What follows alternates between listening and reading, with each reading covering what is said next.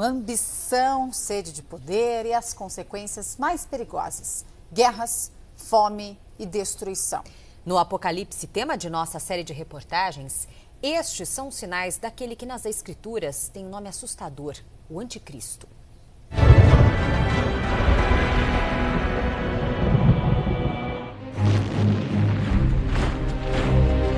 Um mistério. Por que homens que promovem a guerra em nome da paz são idolatrados? Através dos tempos, a ambição de conquistar o mundo semeou guerras ao redor do planeta. Mas entre os muitos que lutaram pelo poder, poucos ousaram ainda mais. Se colocaram acima do bem e do mal. Muito antes das batalhas que sacrificaram milhões de soldados e civis, as escrituras cristãs já falavam em líderes supremos, representantes do mal. Está no Apocalipse também. Alguém com o dom de deixar as pessoas fascinadas por suas conquistas, sabedoria e promessas. Ele, o Anticristo. A palavra em si já nos diz, né, aquilo que ela significa. Anti é aquele que se coloca em lugar de. Como se fosse, né? O anticristo é um poder, é um ser que pretende agir em lugar de Cristo. Um momento recente da história mostra como ideias podem chegar a extremos. Aqui no Museu do Holocausto, em São Paulo, fotos e vídeos registram um dos maiores genocídios da história moderna. O regime nazista da Alemanha não tentou apenas dominar o mundo, mas mudá-lo para sempre. Exterminou mais de 6 milhões de judeus que considerava subhumanos e indesejáveis. A Segunda Guerra Mundial provocou a morte de mais de 29 milhões de soldados e civis. Tudo comandado por um único homem. Adolf Hitler. Em meados da década de 30, o líder do partido nazista se tornou chanceler na Alemanha. Hitler recuperou a economia do país e conquistou seguidores com a promessa de criar uma raça pura. O exército nazista invadiu a Polônia em 1º de janeiro de 1939, o início da Segunda Guerra Mundial. 9 meses depois, França e Reino Unido declararam guerra aos alemães, em 3 de setembro. No auge do avanço, em 1940, os nazistas ocupavam quase toda a Europa e o norte da África.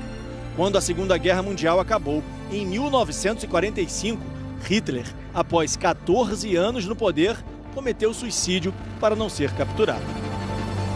Hitler pode ser interpretado como anticristo? O Hitler é a manifestação desses poderes. O anticristo, eu acho que teria de trabalhar um pouco mais para entender essa figura, não é?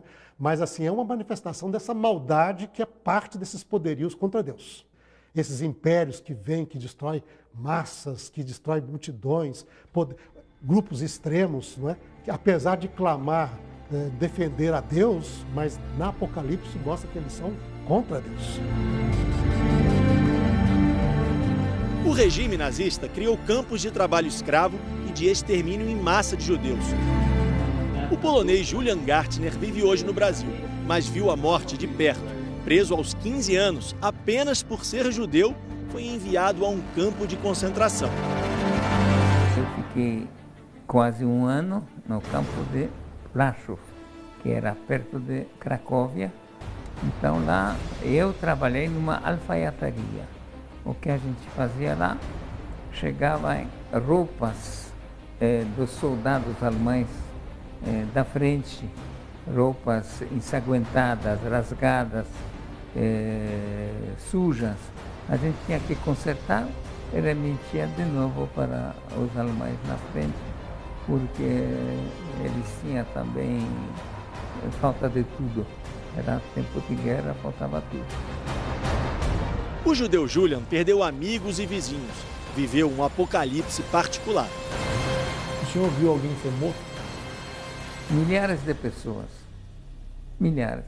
O horror guardado na memória dos sobreviventes e nas paredes dos museus lembra todo dia que determinados fatos não deveriam se repetir jamais na história.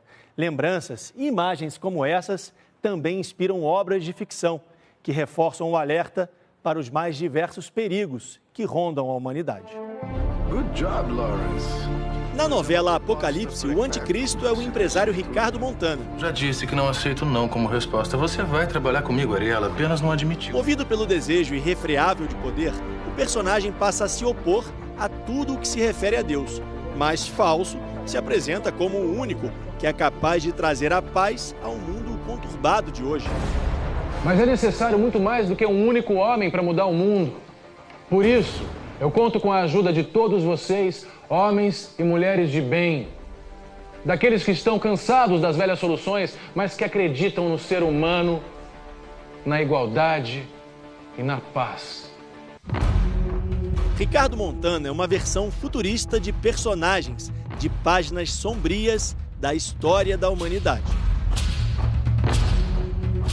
Então, o fato da Record estar trazendo novamente à tona essa discussão do Apocalipse, eu acho muito interessante, porque isso faz com que as pessoas repensem a crise que estamos vivendo mesmo e possam estar até mesmo interpretando isso à luz da Bíblia.